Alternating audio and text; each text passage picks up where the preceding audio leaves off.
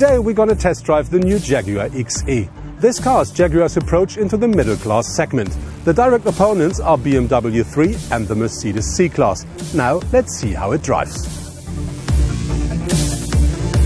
Jaguar refers to the XE as the most advanced sports saloon ever produced, and in many ways, they're right.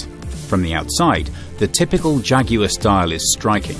From the front, the car looks ready to pounce, with its distinctive radiator grille, large air intakes and flat headlights. The bonnet is a little longer than other saloons, so the passenger compartment sits slightly further back. This creates a coupe-like appearance. The sporty look continues through the sides and pillars, with a sloping roofline and broad shoulders, creating the overall impression of a highly dynamic saloon. This loses a little bit of its momentum at the rear, but still finishes with a solid impression. Inside, everything is top quality and continues the athletic feel of the car. The seating position is relatively low and you feel comfortable and safe enclosed between the wide center console and the high window line. As with other Jaguar models, the vehicle seems to be built around the driver. Surrounded by high-quality materials, the well-contoured seats make the most of the space. With a boot volume of 455 litres, the saloon is 25 litres under the competition from Stuttgart and Munich, but still offers plenty of space.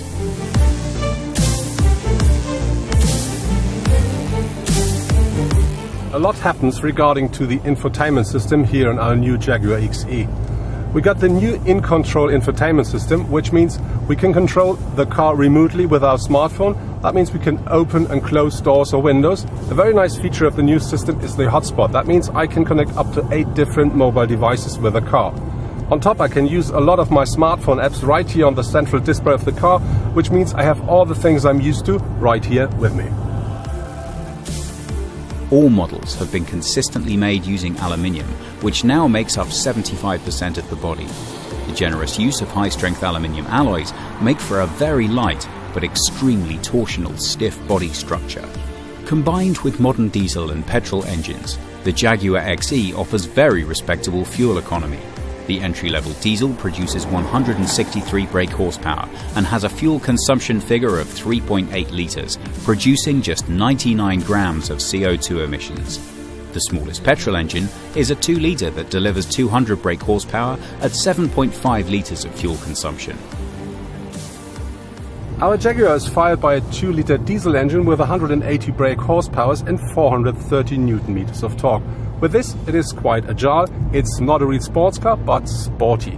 But the fuel consumption of this car is average 4.2 litres 100 kilometers, so that's fair. Regardless of which XE model you select, the Jaguar gives a driving impression that's always sporty and taut, really underlining the term sports saloon without compromising on comfort, thanks to the well-tuned chassis. Jaguar Land Rover can still build sports cars today, as they demonstrate with the introduction of the F-Type. Latest performance brand models clearly show that they're more than happy to provide new challenges in the segment. What we see here are the new performance cars of Land Rover and Jaguar. On my right-hand side, the new Range Rover Sport SVR, 550 brake horsepower, 680 Nm of torque, and a suspension made by God. With that car, we can nearly drive as fast on the racetrack as with our F-Type.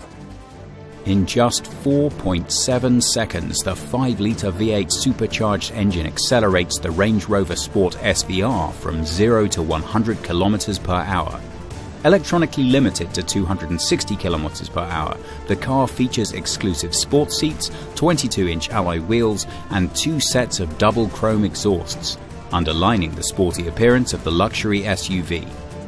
Our driving impression can best be described as a mixture of confusion and excitement about the agility, power and performance of the SVR. Only his heavy weight seems to stop him from overtaking his sporting half-brother, the F-Type, on the racetrack. Talking about the F-Type, the car itself is not new. You can buy a convertible or the coupe. The engines are from 340 to 550 brake horsepower, but new is all-wheel drive. That makes the car more agile, more sporty. It's real fun to drive. And in the near future, you can have that car as a manual car. That means manual gearbox, very purist, but only with rear-wheel drive. The top model of the Jaguar XE can also join the series of sporting Britons. For all of you who likes it a bit more sporty, Jaguar offers the XES. That means we have a 340 brake horsepower V6 engine on board, 450 Newton meters of torque.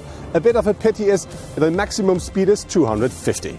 Also, the exterior of the XES looks a lot more sporty.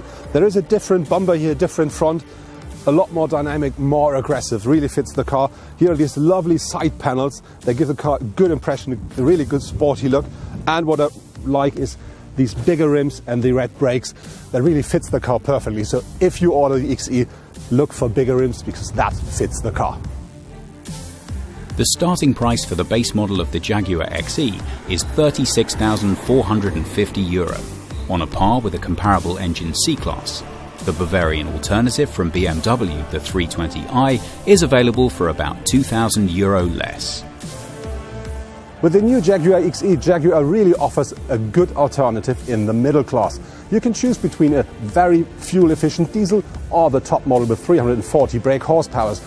Each car is very sporty, so even if you buy the standard one, you get a very sporty suspension. So for people who want to drive sporty but comfortable and upper class, this is a perfect choice.